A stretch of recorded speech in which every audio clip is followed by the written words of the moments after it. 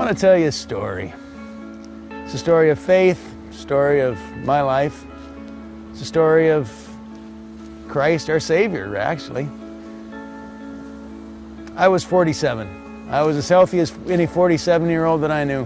Running marathons and ultramarathons, pastoring a church, loving my family. Took a lot of things for granted, I think, like the ability to eat. But it was an October day when I noticed that I had a rash in my body. Blamed my wife, thought she must have changed the laundry detergent. And then a day or two later, I noticed that my arms were starting to swell up. What was happening in my arms started to work its way down into my legs, and in just a few days' time, I went from being able to run 20 miles almost effortlessly to not being able to walk a few blocks or climb the stairs. The doctors started to run tests, and in the weeks that followed, I went downhill rapidly until the point that I needed to be hospitalized. One of my last conscious memories was a doctor standing next to my bed with my chart in his hand, and he said, "I've never seen somebody with blood levels so messed up and still be alive." Well, I would slip in and out of consciousness for a few days, and then for 5 days was completely unconscious. Joanna was brought back in the room numerous times because I might not make it for the next hour or through the night. People ask me, "Did you see heaven?" I wish I would have. I would have been fun, but I think I felt heaven, actually. You know how layers of emotions are experienced deeper than you ever realize were there, like when a tragedy hits or some extremely joyful moment happens in your life and you never remembered ever feeling so happy? Well, that happened for me with the emotion of peace. A peace beyond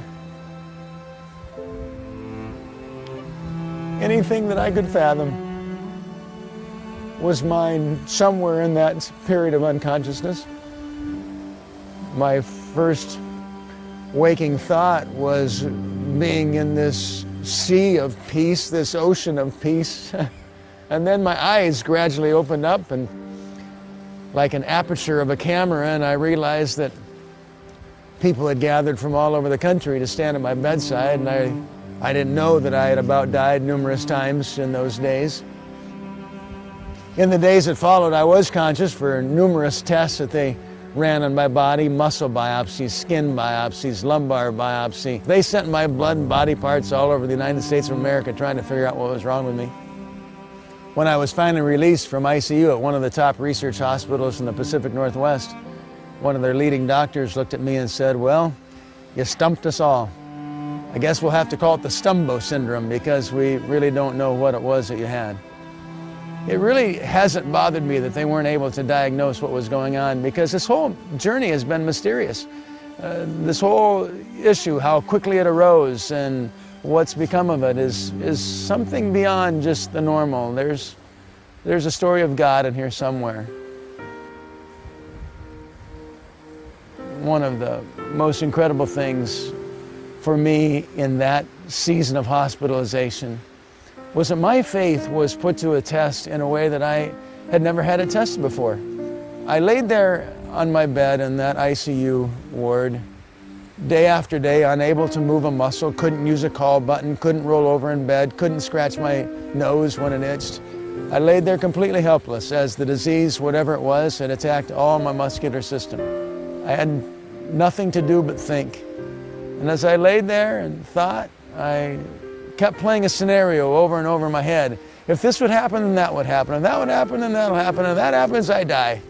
And if I die, then I'll be with Jesus. What a great thing to know, that if the worst scenario takes place, that the end result is something beautiful. That the worst that can happen is I'm going to be with Jesus forever. How good is that? I want to testify. I want to be a witness. I want to celebrate that the Christian faith, when put to the test, at its most extreme moment, the test of a deathbed, was solid. It stands the test.